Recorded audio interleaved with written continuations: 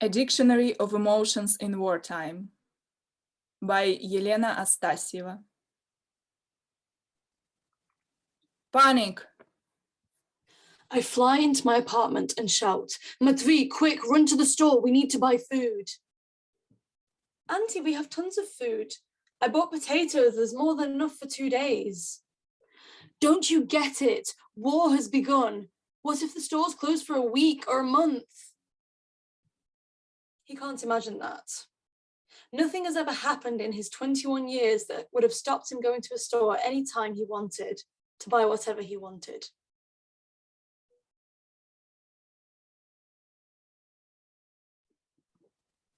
Fear. We're being bombed. I hear the sound of shells outside the window. I Google what to do. Hide in your apartment between 2 windowless walls. No windows, no doors. I run around the apartment. I don't have any walls without windows or doors. Even the bathroom has a window. The corridor has 3 doors and one of those has glass in it. What idiotic planning. Maybe best to run to the basement? I go to Google again. Do not hide in basement under any circumstances if there is no water source, air conditioning, and a toilet. We have none of that in our basement. I lie down on the sofa. Nothing's going to help me anyway.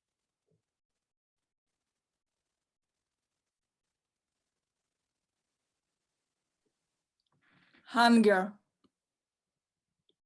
You have to stand for 3 hours in line to buy anything. But what do you buy? Buy meat and freeze it? But if a shell strikes the electricity grid, there'll be no electricity and the meat will go bad. Macaroni and grains? But what are you going to eat if they turn off the gas? You need something that doesn't need to be prepared. Cookies? They sold out long ago. There are none of those on store shelves. Try out some bread maybe, but there's no bread either. I look at the empty shelves in confusion. I've got to come home with something. Something we can eat sitting in a basement while bombs land on my apartment building.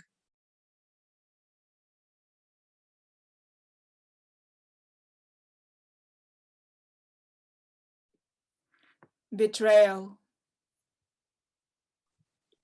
I didn't understand immediately what was going on. Why were my cultured friends from Russia mumbling their abstract phrases such as, "I oppose war," instead of saying, "My government is committing a crime. It has been seized by evil forces. I am in despair and don't know what to do." Just 3 people wrote that to me.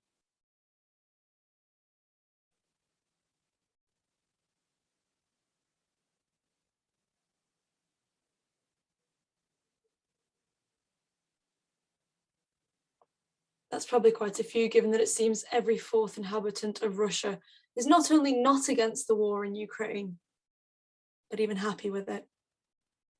I treated the citizens of the Russian Federation like living people, but they turned out to be zombies. What's most annoying is that my friends who quit communicating with Russians and switched over to the Ukrainian language after 2014 turned out to be right. I wanted to be tolerant. I thought people were not to blame. It's all Putin. I didn't watch Russian TV. I didn't know what was happening there.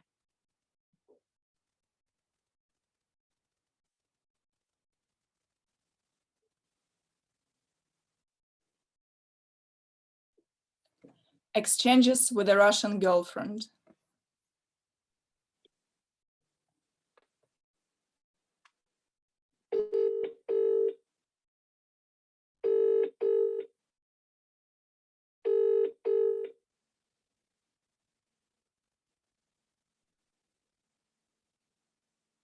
How are you, Lena? Alive. The city is occupied. There's no way out. You asked me to write who amongst us Russians support you. I don't understand how could anyone not support you. I do believe that not everyone in the Russian Federation is a zombie. I have a couple of friends in the Ukraine and Ukraine. I have a couple of friends in Ukraine. Some have been very aggressive. Some have quit writing altogether to me. My friend in Kyiv saw some rocket out of her window and she unleashed an incredible tirade of aggressive accusations at me in the DM, as I was personally to blame for that. I understand. When your home is being bombed, you feel hatred. I myself would like to understand. There are many dead and wounded. Kharkiv is destroyed. Kyiv is constantly being bombed. Many of my friends are refugees now. Couldn't have imagined something like that happening in the 21st century. I'm afraid to go out of the house. Lines for bread are 2 hours long. And the sanctions against our country are laughable. Half of Russia consists of backwater towns. Imagine grannies in chicken coops. Я не слышу. What's not working out there? Чего? Apple Pay? I'm going to go and feed the chickens.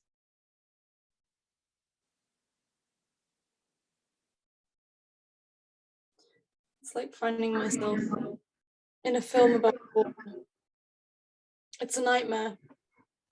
You go to bed and you fear your home will be bombed that night. There's nowhere to buy food or medicine. And when you write about all this, your Russian friends answer that it's fake news. What do you think? How do I feel? The situation is complicated by the fact that I've had COVID for 2 weeks now. I'm constantly on different pills, wiped out entirely, and that makes it seem as though everything is a dream and I'll wake up any minute now. Such insane things can't possibly happen in dreams. I wish I could wake up too. Blockade is coming upon us too. It's informational for now, but an iron curtain is not far in the future. But I want to know the truth. I want to see it with open eyes, even if it frightens me. That's why I wrote to you directly. Did you see the video of Kyiv and Kharkiv being bombed? That's all true. You need not doubt that. I'm afraid to watch Ukrainian channels. I can't stand so much pain and tears. Do you think we can?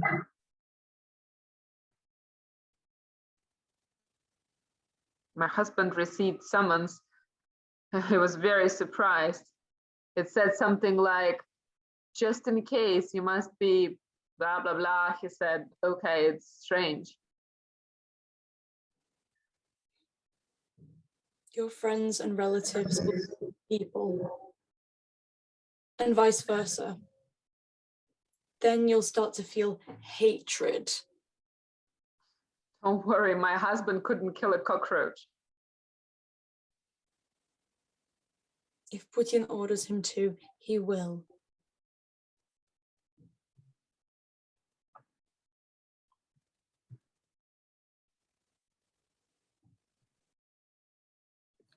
Hatred. When you hear the sound of a shell flying at your house, at first you feel fear, then hatred.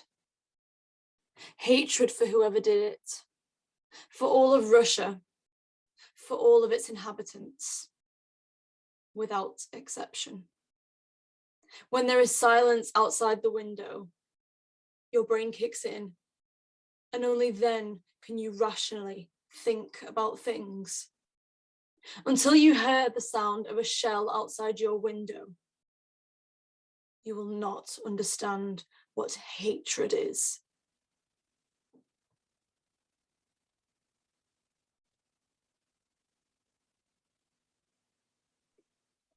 Love.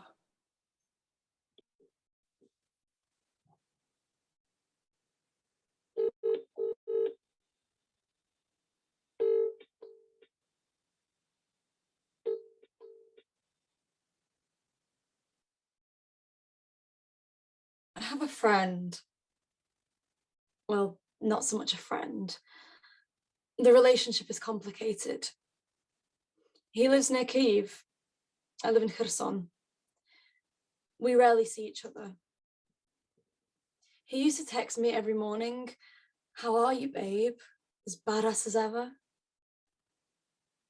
Now I write to him every morning, "How are you there today? Any shooting? Are you still alive?" We had decided that each of us was on our own. No obligations, an open relationship. Now we discuss how we will live together when the war is over. "You will work and I will stay home and cook," he says. "To hell I will," I say. "I'll lie on the couch and read all day. And every evening I'll retell the stories of my books to you." He wanted to come to Kherson on Women's Day, March 8th. But the war began February 24th. And now I have no idea whether we'll get together or not.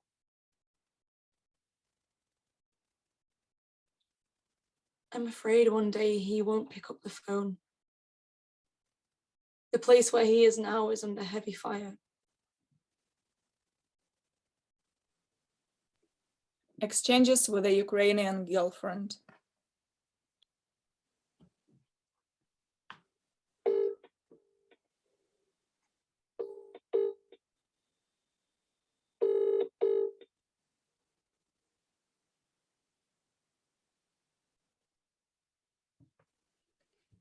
A woman was killed in the next house. I have no windows anymore. We're escaping now. Maybe someone will help get us out too. But where? I had no plans to leave until an hour ago. Now everything has changed. I took almost nothing. The cat is howling. Yelena, pack your suitcase. Don't repeat my mistakes. What city are you in now? Rubezhny, 15 kilometers from Severodonetsk. Severodonetsk is being shelled heavily. My job is gone. Shells keep hitting our neighborhood. I've already written off our apartment building. How are you doing? We're under occupation. No food or medicine have arrived in the city since the war began. We're threatened with starvation if this continues. For now, we're finishing up what we bought before the war. The city authority has not changed yet. The Ukrainian flag is still flying, but the mayor was ordered to forbid the residents from doing several things. Driving their cars, going out after 8 p.m., leaving the city. Here they have begun killing the leaders of the territorial defense. I have no job anymore. Shells keep hitting my block. I already said goodbye to our building. I want to leave.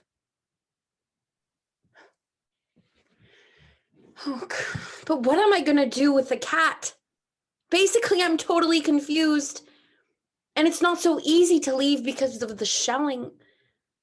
But I'm scared as fuck. After a shell fell 20 meters from my house, I am still shaking. An entire family was shot in their car on their way out of the city. I want to escape, but my brain is overloaded. Home, mom, the cat.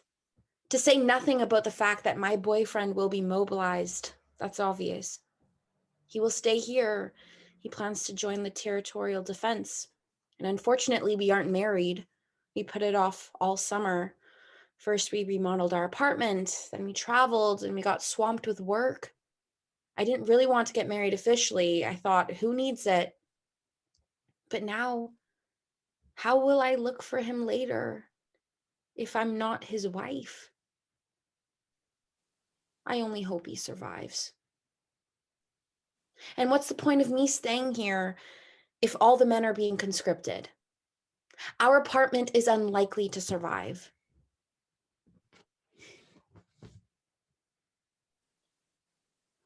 But what about the cat?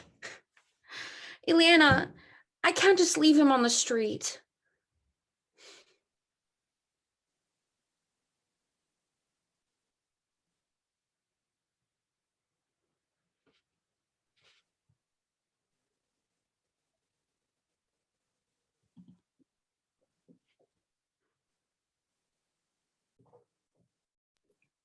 Guilt. I feel guilty when I read about Kharkiv and Mariupol, because these cities are being bombed heavily. Our Kherson didn't suffer much. A shopping centre, 2 apartment buildings, a few schools. We're renegades because everyone else is fighting while we are under occupation. I feel the guilt of a soldier who has been taken prisoner.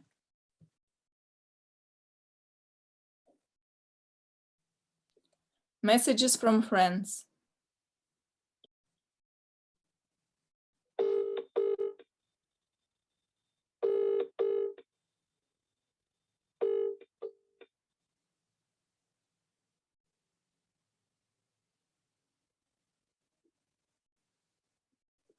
You've got a message.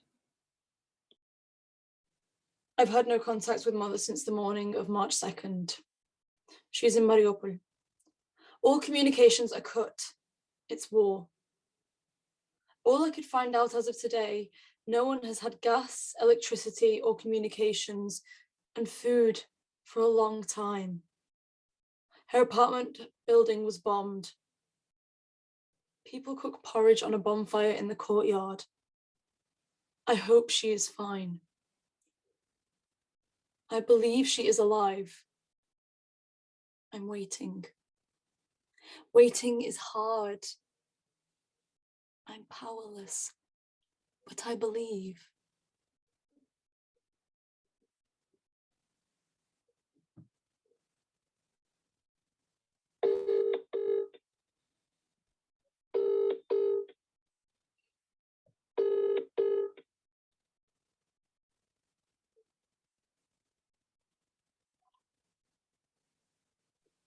You've got a message.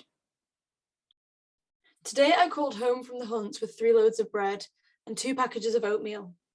My sister, dad, and aunt conducted a special operation on apples and brought home a pack. There are no fruits, and I need vitamins. I stood in line as explosions went off around us. Fuck. A kilometre from my house, they're digging some kind of ditch. At the airport, 4 kilometres away, we hear explosions at night.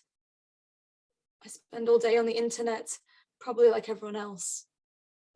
I'll give birth soon. The main thing is to have access to the maternity ward and medicines. People write every day from different cities and countries. Come here. Oh, more noble madmen. We are under occupation. Where am I going to go? I keep kicking myself for not leaving. Not for my sake, but for my future baby. I'm very pessimistic about the end of all of this shit. That's life. One day at a time.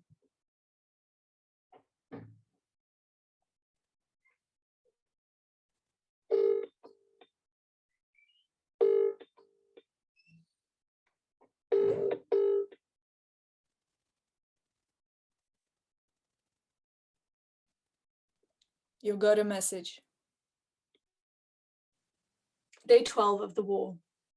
How are you doing? Everything is fine here. Planes flying over, explosions. My legs are killing me from standing in lines for food and animal feed. We have enough to eat for another 5 days. Then for a couple more days, we will eat pickled cucumbers and drink fruit compote. I'm exhausted. I try to read, but I really can't, especially when explosions keep distracting me from my book. I'm counting on the army. I donated all my free money to them in order to hasten our victory.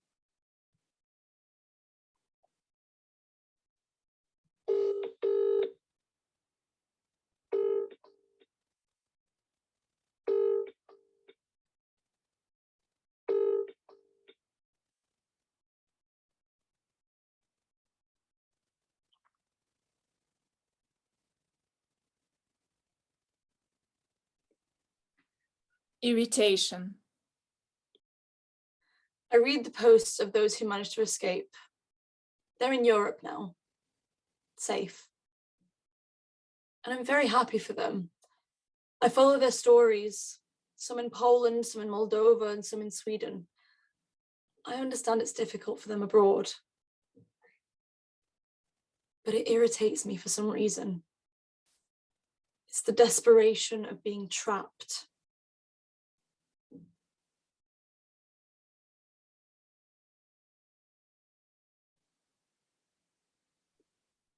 Choices. What can you die of during a war? If a shell hits you, it rips you to pieces. If a shell hits your apartment building, you can be crushed under the rubble. When a shell hits a building, might catch fire. You might burn up or die of asphyxiation. You might be shot in your car as you try to leave town. You might die of hunger sitting in a shelter because you can't go out for provisions. You might die of hunger because there's a blockade and no food is being delivered to your town. You might die of thirst if your water system is damaged and there is no water. You might die of illness because medicines are not being delivered to your city. Check the weather. As I awoke this morning, I heard thunder in my sleep. I thought, it's going to rain. Then I came to fully and realized those were shells exploding. Do the cleaning. I hate dust. I really should vacuum the place. But what if the apartment is bombed? Then why the wasted effort? What if they evacuate us and we have to leave immediately? No point in mopping the floors. Does one need to clean an apartment in a time of war? Does anyone know what the rules are on this?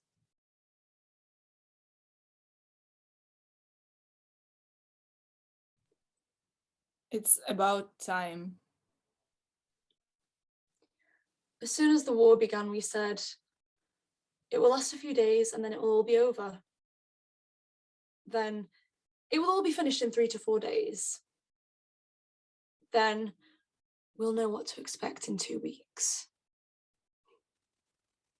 2 weeks passed, and now I hear this war was planned to last a month. For some reason, I have bad premonitions.